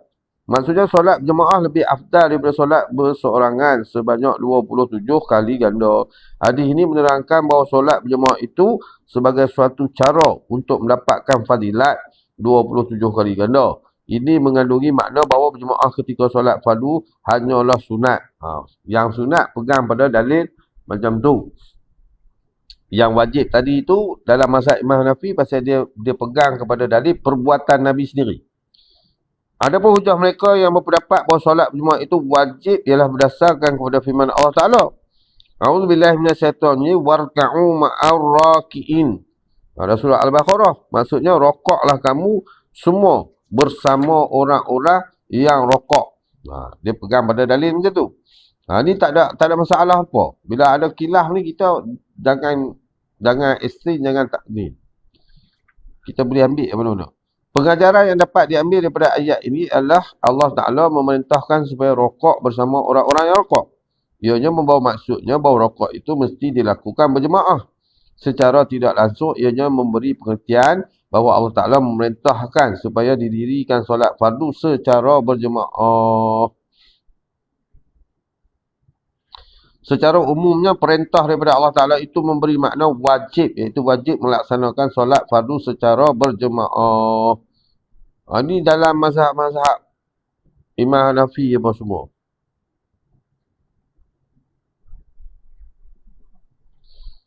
Dan ada yang meletakkan sunat muakkad, iaitu mazhab Imam Hanafi juga, Burhanuddin.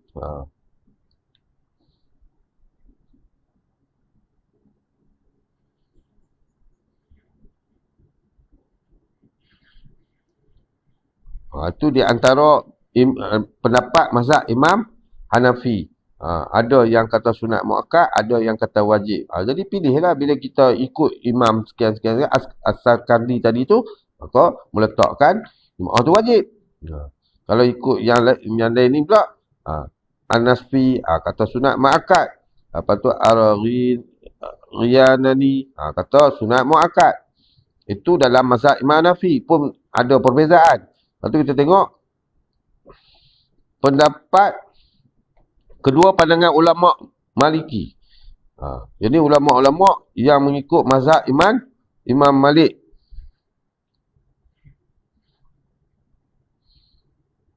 Pendapat Al-Alamah Khalil bin Ishaq dalam kitabnya solat fardu berjemaah selain solat Jumaat hukumnya adalah sunat. Cuma solat Jumaat je wajib. Tu. Pendapat Al-Hafiz Ibnul Juziyah. Solat fardu berjemaah adalah sunat muakkad, tetapi mazhab Zahiri telah mewajibkannya ke atas setiap orang mukallaf.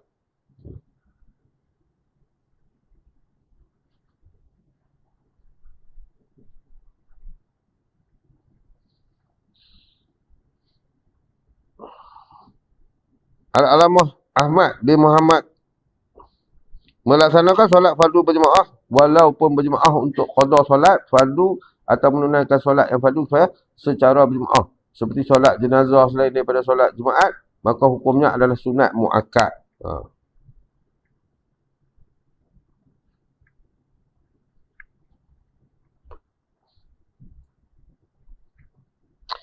Kita ambil yang ketiga ni. Pandangan ulama-ulama mazhab Imam Syafi'i tentang solat berjemaah.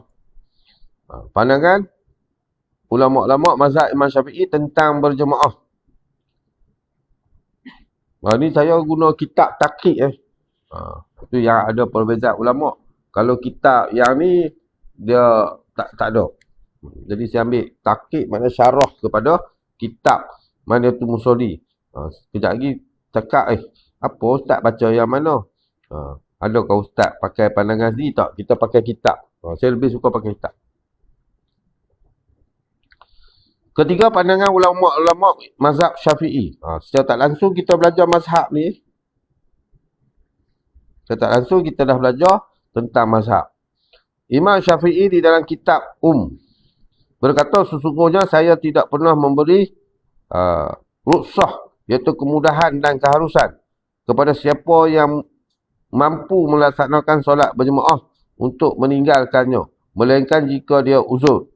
Katanya lagi, hendaklah disuruh kanak-kanak yang telah memayis datang ke masjid untuk sama-sama melakukan solat fardu berjemaah sebagaimana suatu latihan bagi mereka supaya mereka dapat membebaskan diri dengannya dengan solat Jumaah tu. Tu pendapat Imam Syafi'i. Dia taklah memudahkan solat Jumaah tu.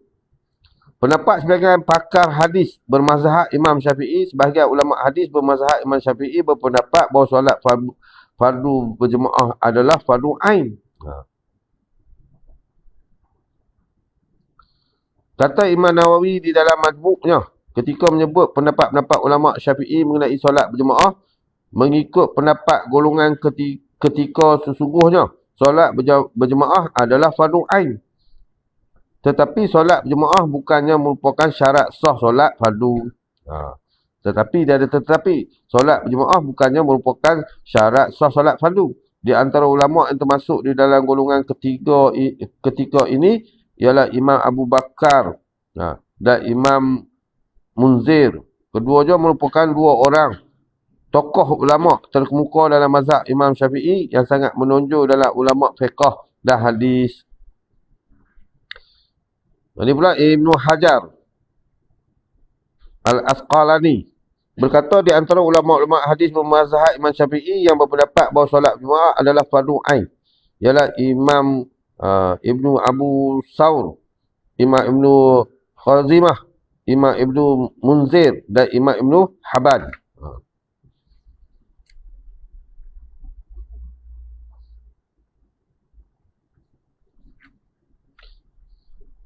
Supaya juga dari Imam Syafi'i ada yang wajib. Pendapat Imam Abu Sur, Imam Ibn Munzir telah menakalkan pendapat Imam Abu Sur yang berbunyi, sesungguhnya solat berjemaah hukumnya adalah wajib. Seorang tidak dibenarkan meninggalkannya kecuali jika ia berada di dalam uzur syar'i.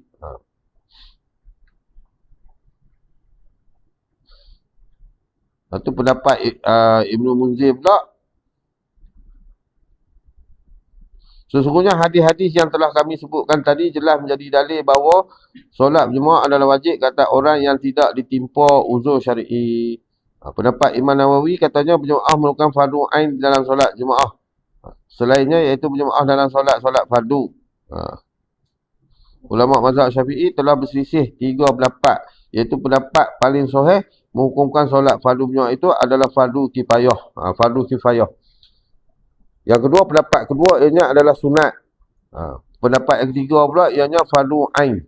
Jadi dalam Imam Syafi'i pun dia ada 3 pendapat. Tapi dia kata yang sahih ni, yang lebih tepat menghukumkan solat fardu berjemaah itu adalah fardu kifayah. Yang ni yang kita pegang. Fardu kifayah. Kalau kita nak pegang sunat, boleh juga. Pasal ada yang mengatakan pendapat kedua ianya adalah sunat. Tapi ada pula dalam mazhab kita sendiri, Imam Syafi'i berpegang pada menjadi fardu ain. Wajib. Yang tu yang kita baca tadi, Imam Ibnu Munzir, Imam Ibnu Khazimah.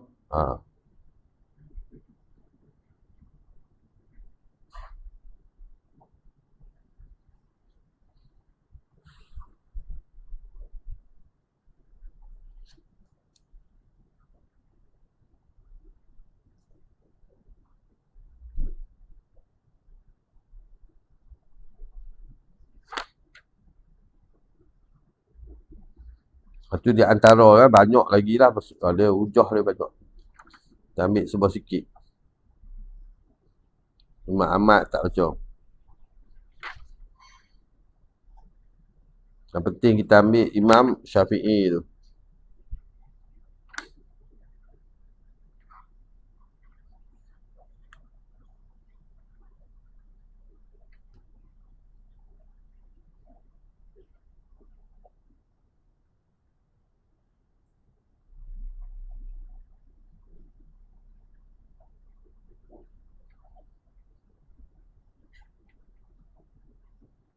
Dalam fardu kifayah di sini sebagai mana yang telah diterangkan oleh Imam Nawawi di dalam kitabnya Minhaj At-Talibin, bermaksud walaupun telah ada sebahagian mukallaf menunaikan solat fardu berjemaah, di tempat-tempat yang dikhususkan untuk solat fardu berjemaah seperti surau dan masjid. Tetapi mukallaf yang meninggalkan solat fardu berjemaah dengan sengaja tetap dihukumkan makruh. Sebahagian ulama Syafi'i pula berpendapat ianya hanyalah sunat muakkad saja.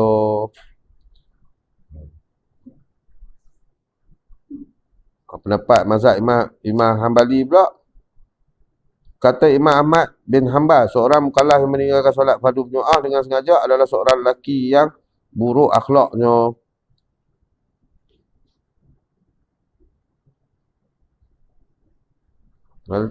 Imam Ahmad bin Hanbal, dia tak meletakkan wajib.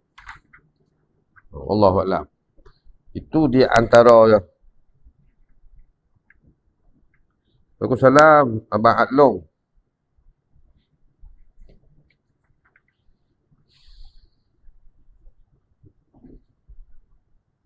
Kita tengok balik isi kitab asal.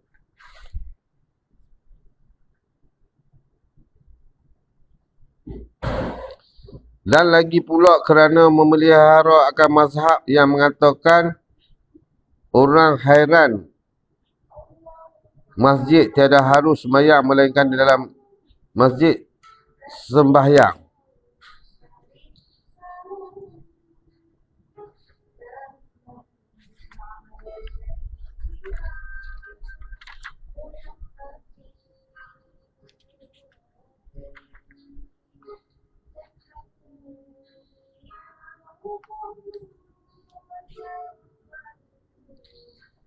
Dan lagi pula kerana memelihara akan mazhab yang mengatakan orang yang hairan masjid tiada harus sembahyang melainkan dalam masjid jemaah.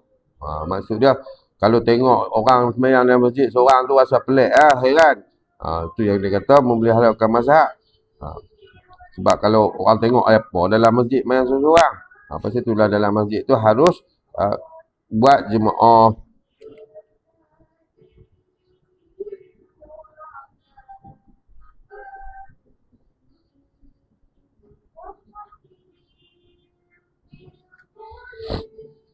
Iaitu pendapat sebahagian daripada ulama Syafi'i yang berpendapat bahawa solat fardu berjemaah itu fardu ain. Iaitu pendapat Abu Bakar, Ibnu Khuzaimah dan Ibnu Munzir dan Atha' dan Fakhr ulama hadis. Hujah mereka yang berpendapat bahawa ianya adalah fardu ain seperti berikut. Firman Allah Ta'ala, auzubillahi minasyaitonirrajim, wa idza kunta fihim fa aqamta lahumus shalah.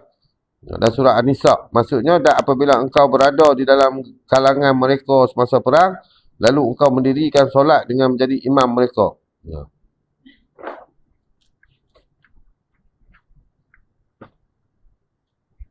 Jadi dia orang berpegang pada firman Allah Ta'ala tu.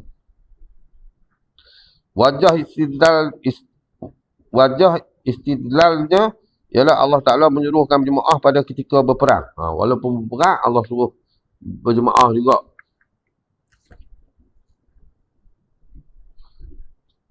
Dan tidak diberi rukhsah, keharusan pada meninggalkannya.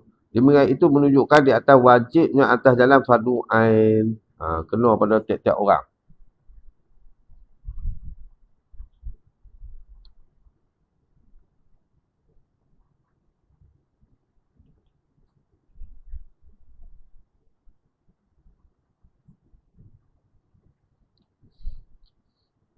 Hadis berkata daripada sabda Jabbar radhiyallahu anhu bahawa Rasulullah SAW bersabda, Bismillahirrahmanirrahim, la salata li jaril masjidil illa fil masjid. Maksudnya tiada solat bagi jiran masjid, iaitu orang yang berhampir rumahnya dengan masjid, kecuali dalam masjid. Orang yang dekat dengan masjid mesti solat dalam masjid. Tadi bukan hairan, jiran. Yang ini dengan melakukan solat fardu berjemaah di masjid. Mana orang yang berhampir dengan masjid, maka dia kena pergi solat di masjid berjemaah. Yang satu kita ambil daripada Sa'id bin Jibir dari Ibnu Abbas radhiyallahu anhu bahawa Rasulullah SAW bersabda, man sami'an nida'a falam ya'tihi fala salata lahu illa min uzrin. Maksudnya, sesiapa yang mendengar suara azan tetapi tidak mendatangkannya ke masjid untuk solat fardu berjemaah, maka tidak sempurna atau tidak diterima solatnya melainkan jika dia berjemaah. Daripada dia. Jadi kalau kita dekat dengan masjid, kita kena pergilah.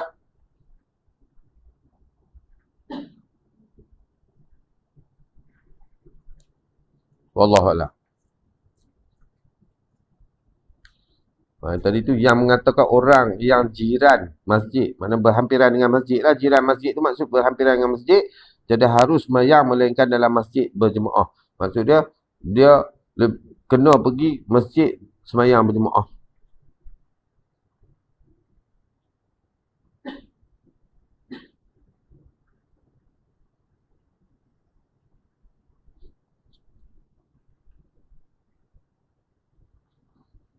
Sumakhala kata setengah ulama memandangkan sembahyang jemaah itu seperti air yang banyak.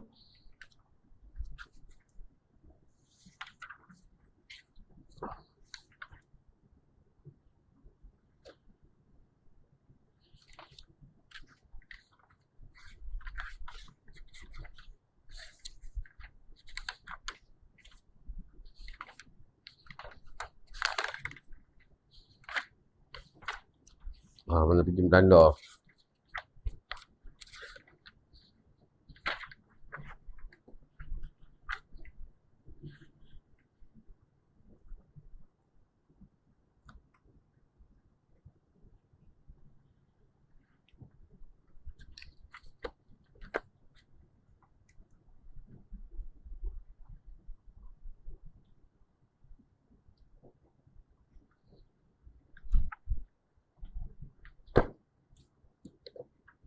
InsyaAllah mudah-mudahan sedikit sebanyak difahamkan oleh Allah Ta'ala akan apa yang kita kongsikan.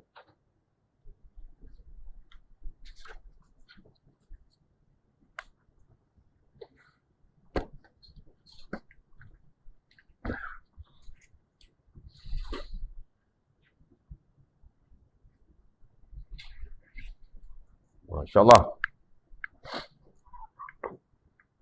InsyaAllah kita jumpa kuliah Isyak pula dengan kitab Alam Kubur pada malam ni.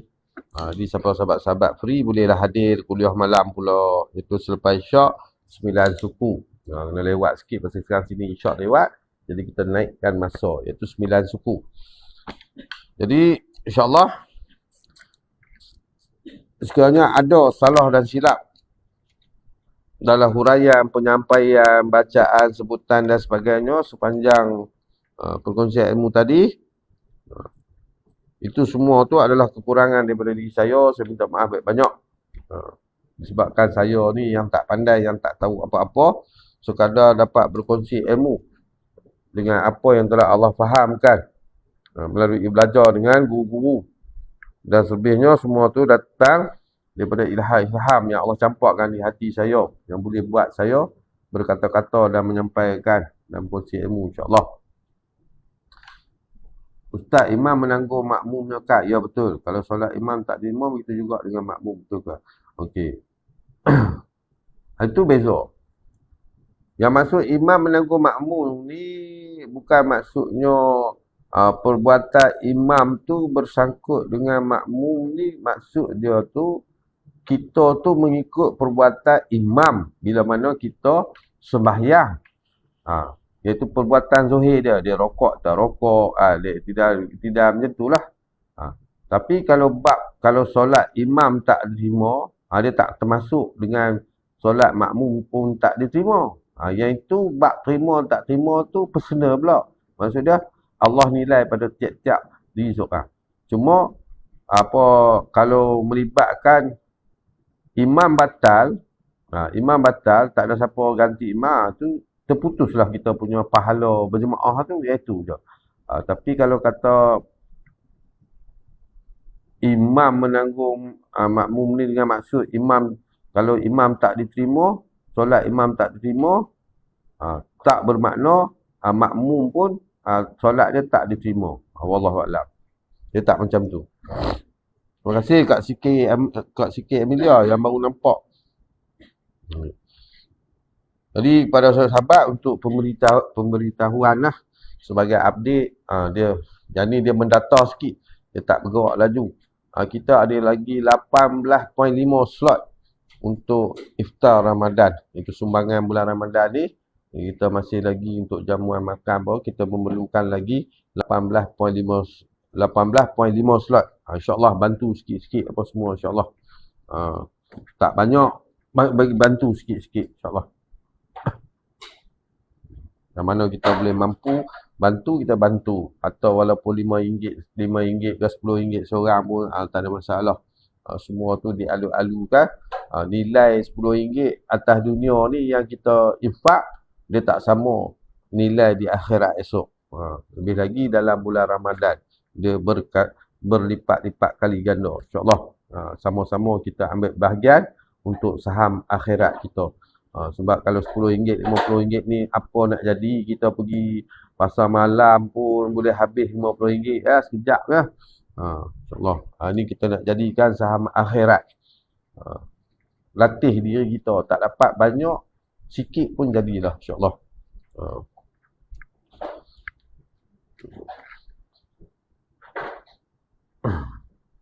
Bagi yang telah menginfak apa tu, dah personal message dah. Alhamdulillah, terima kasih atas orang kata sumbangan. InsyaAllah mudah-mudahan sumbangan tu menjadi sumbangan yang terbaik buat kalian semua sekeluarga insyaAllah. Jadi kita jumpa lepas isyak nanti 9 suku. Untuk itu saya akhiri majlis ilmu dengan tasbih barah dan surah Al-As. Subhanakallah wa bihamdika asyhadu an la ilaha illa anta astaghfiruka wa atubu ilaik. Amiltu su'an wa zalamtu nafsi faghfir fa innahu la yaghfiru dzunuba illa anta. A'udzu billahi minasyaitonir rajim wal 'asr innal insana lafi khusr illa allazina amanu wa 'amilus solihati wa tawassaw bil haqq wa tawassaw bis sabr. A'udzu billahi minasyaitonir rajim. Bismillahirrahmanirrahim. Alhamdulillahirabbil alamin wassalatu wassalamu ala asyrafil mursalin wa ala washabihi ajmain. Allahumma inna nas'aluka ridhaka wa jannah wa na'udzubika min sakhatika wa nar. Allahumma innaka 'afuwwun karim tuhibbul 'afwa fa'fu 'anna wa 'an walidina wa 'an masyayikhina wa 'an jami'il muslimina wal muslimat wal mu'minina wal mu'minat bi rahmatika ya arhamar rahimin. Allahumma iftah lana qulubana fi talbil ilmi warzuqna ikhlasa fi wal amala bi wa nasra bi hatta yatiyana yaqin. Ya hayyu ya qayyum ma badi as-samawati wal ard ya dzal jalali wa ikram ya Allah la ilaha illa anta nas'aluka an tuhya qulubana bi nuri hidayatika ya arhamar rahimin. Allahumma fir li ummati Muhammad rahmatan amatan. Allahumma barik lana fi sya'ban wa balighna Ramadan. Allahumma barik lana fi sya'ban wa balighna Ramadan. Allahumma barik lana fi sya'ban wa balighna Ramadan. Rabbana atina fid dunya hasanatan wa fil akhirati hasanatan wa qina adzabannar. Wa sallallahu ala khairi khalqi sayyidina Muhammad wa sahbihi ajmain. Walhamdulillahi rabbil alamin. Insyaallah. Jadi saya sudahi dengan wabillahi taufiq wal hidayah. Assalamualaikum warahmatullahi wabarakatuh. InsyaAllah terima kasih. Kita jumpa isyak nanti 9 suku pula dengan kitab Alam Kubur. Terima kasih sahabat-sahabat di TT insyaAllah. Terima kasih sahabat-sahabat di Facebook. Kita jumpa lagi malam nanti insyaAllah.